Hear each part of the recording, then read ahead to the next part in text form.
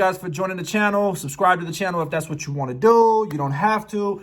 Thumbs up, thumbs down, drop a comment, whatever you guys want to do. Even if you just want to watch the video, that's perfectly fine with me today. So more often than not, I find myself in these scenarios where in my head, because, you know, I've come to find that saying it over and over again to people, it's a broken record. They don't want to hear it. And at a certain point, neither do you. Who wants to be reminded that you did time in prison, right?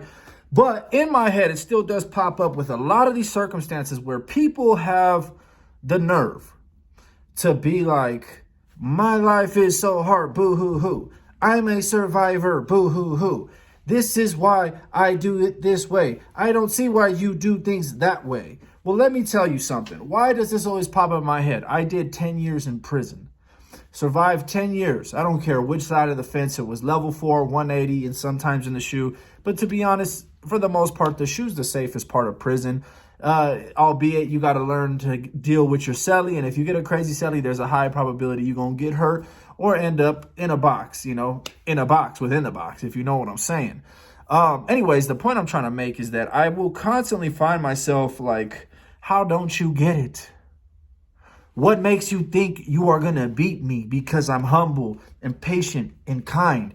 A lot of people who did time in prison, the real ones, can function so normally out here, right? Can function so well out here, better than most of y'all who never been to prison can, that you guys mistake it and forget where we come from. Forget the stressful, the traumatic, the horrific situations that we've been placed in and made it through.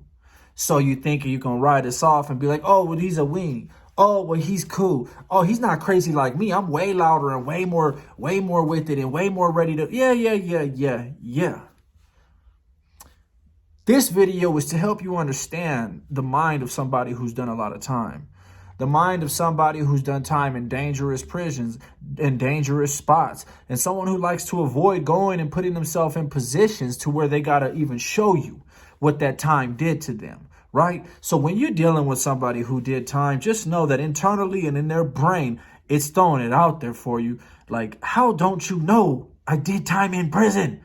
Like, I think it's downplayed, right? We have this culture all over social media that glamorizes and makes almost everybody look like a gang member. Makes almost everybody look like they've been in the pen. So it's desensitized to motherfuckers that really actually been in the pen and how we really actually function and move and handle shit. That's the truth, right? Does going to prison make you hard? Absolutely not. Now, there's more weenies than I could count on toes, hands, the homies' toes, their hands, that are weenies that have been in prison. But throughout their prison stint, it will be exposed. It will show the kind of weenie, not just because they go from GP to PC. No, because they go from GP to PC with the same state of mind, the same defense mechanism, the same approach, the same defense and offense that they had on both sides of the gate sticks through both sides of the gate and travels into their cellie. So guess what? If they ratted to go on this side, they're ratting to get out of their cellie cell. They're ratting to get out of the block. They're ratting to go to this yard or that yard, this yard or that yard. Their whole life in prison is nothing fun. And the last place they would ever be is keeping their chin up and their chest out like most of us do. Now, the truth of the matter is this.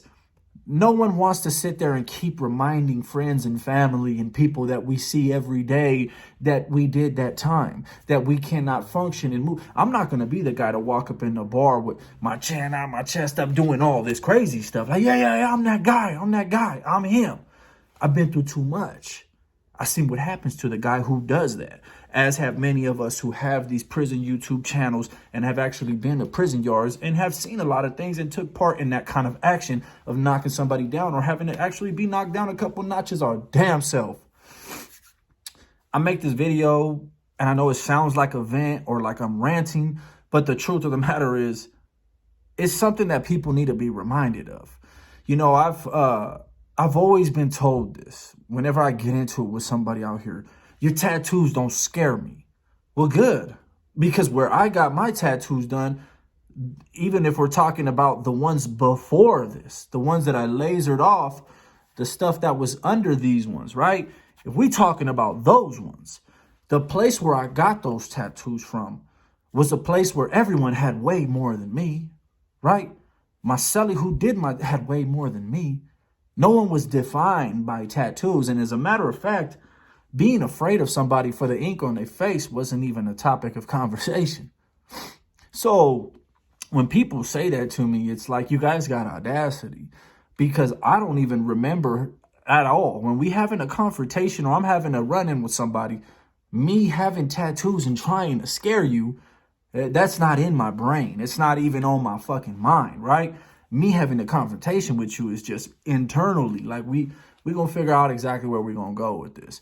The ink on my face is not. But that should go to show you where society is at. How y'all gangsters and how a lot of you motherfuckers that never been nowhere see things, right? The first thing you want to do is let me know my tattoos don't scare you. But no shit. Never said they did. That's a very high insecurity of you to have to point that out, even though I never said, hey, look at my tatted face. Are you serious? You see, when I got into it on the Huntington Beach Pier, unfortunately, you guys got to see a smidgen of what really happened. And we're not even going to get into all of that. At the end of the day, I walked away just fine. And I guess in some respects, so did they. Nonetheless, the reason why I bring the Huntington Beach Pier fight up in the first place is because throughout this fight, if you watch these videos, or I believe the host of some of these channels who covered the video made fun of the fact that I kept screaming out, I did 10 years. I did 10 years. I understand how it sounds, and looking back in retrospect, it didn't look the greatest. You see, that's the thing about humans, right? We are not perfect. People fuck up and we sound stupid from time to time, but I don't regret it, because what I was trying to convey was I wasn't trying to scare them. One of the girls had made a comment. She kept making the comment throughout the process of them throwing drinks at me trying to fight, my so-called homies not even jumping in, letting them throw drinks at me. Matter of fact, they trying to shout out their Instagram and some more shit while I'm being, whatever's happening with these people. But she kept saying, you're disrespectful. You don't know shit about respect. Man, who swung first? I did. Who got in my face first? I mean, I didn't get in my own face, right? I was vibing. I was wearing tight ass pants. I had long ass hair. I was vibing with some shorties, with some females. Who fucked up the vibe? They fucked up the vibe. Who disrespected first? They disrespected first. But I swung first. You see, I swung first because I did 10 years in prison. I know how it goes. And I've been swung on first in prison. Doing too much talking, never got laid out, never got knocked out, but sure been socked out. That's just going to keep it a buck with you. So in this video, I'm shouting it out. I did 10 years, bitch, blah, blah, blah, blah, blah. Sounded horribly stupid. But then again, if you go back and look at shit, there's rarely ever a time where a drunk person ever sounds cool. You know what I'm saying? You play that shit back, they never really sound too cool, never really sound too cognizant. However, the fact was, I needed them to understand that, no, it was not me who disrespected y'all. And as a matter of fact, we are only fighting now because it was you bitches who disrespected me. You see what I'm saying? So although I was being made fun of by a society and by YouTubers who had never done any time, period, and if they did do time, they never were nowhere, and they probably never made it out to the county jail, never made it into the county jail, and just stayed in intake. Who the fuck knows? Those who know, right? We don't need to go and brag and boast that I did time. But when I was questioned and when I was attacked for not being respectful and not having respect, I needed to remind that stupid bitch and the rest of them dudes, no. I know about respect. I survived 10 years is what I should have said. I survived 10 fucking years in a prison full of murderers, in a prison full of torturers, killers, robbers, scammers, looters. Worst of the worst. Football numbers you left to serve on their sentences. Some never getting out. You heard of elbows? You heard of LWOPs? Life without the possibility of parole? Yes. Survived 10 years with them. Thrived 10 years on those yards. Can't do it being disrespectful. Can't do it not respecting people. Can't do it not knowing the way shit goes. So that's why I kept blurting it out. Away from the topic of Huntington Beach Pier, blah, blah, blah. If you dealing with somebody who done a lot of time, don't treat them like you. Don't treat them like your homie. Don't treat them like your boys. Even though he could fucking talk to you just like they could, even though he could fucking relate to you and make you almost fucking feel like he never did no fucking time, right? He did that time.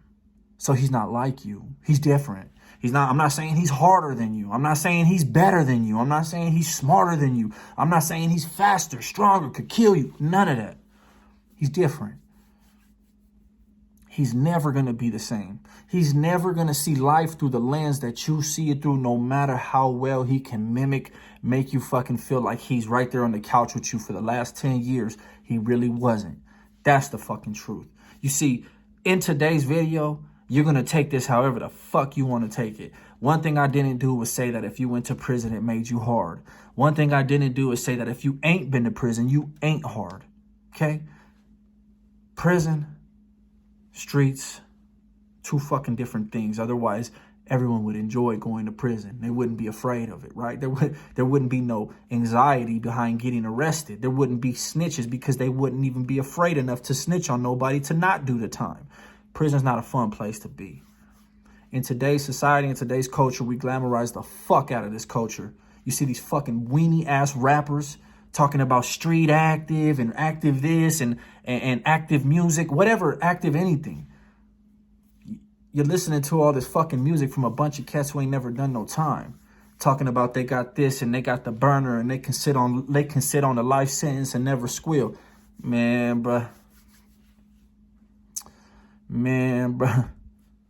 So, yeah, you know what? I'm going to go ahead and end this video right here by saying we different.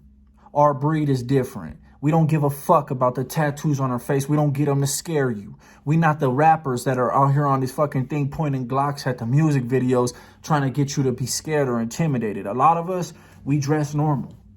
Yeah, dress normal. You feel me? Go to Starbucks, start a family, get a job.